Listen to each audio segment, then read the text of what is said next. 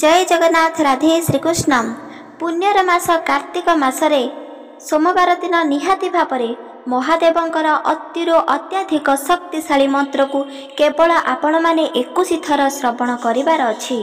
एही मंत्र को जदि आपण केवल 21 थर श्रवण करि दियंती ताहाले देखु देखु आपणकर गोटी गोटी करी कोटिए विपदर अंत घटी थाए।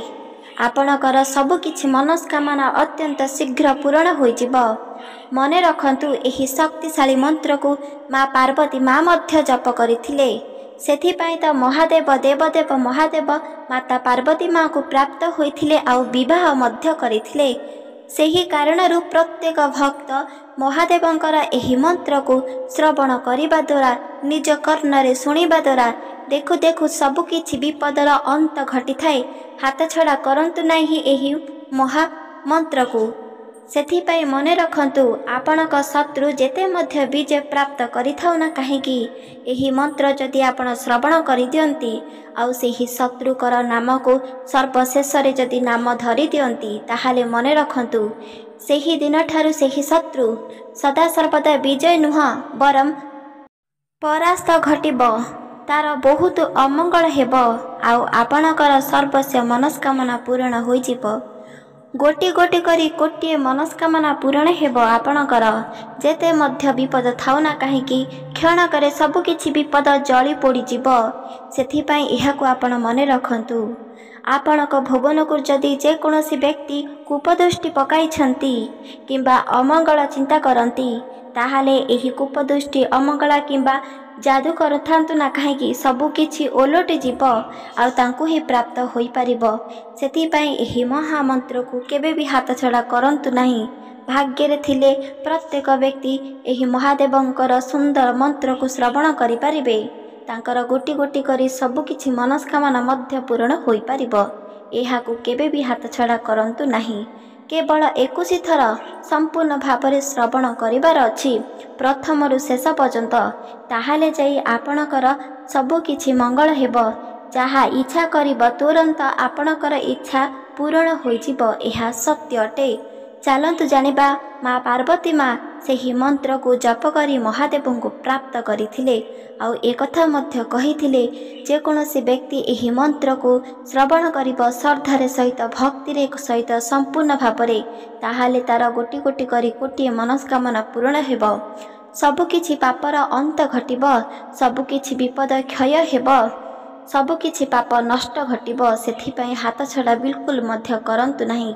चलतु जानिबा सेही शक्तिशाली सेही महाशक्तिशाली मंत्र जहाँ शुणिबा क्षणे विपदर अंत घटी थाए। एही मंत्र को केवल 21 थर श्रवण करिबाकु पड़िबो। तो चलतु जानिबा सेही शक्तिशाली मंत्र। ओम नमः भगवते रुद्राय नमः। ओम नमः भगवते रुद्राय नमः। ओम नमः भगवते रुद्राय नमः।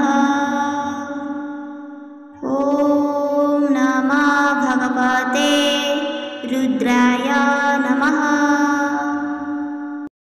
ओम नमः भगवते रुद्राय नमः।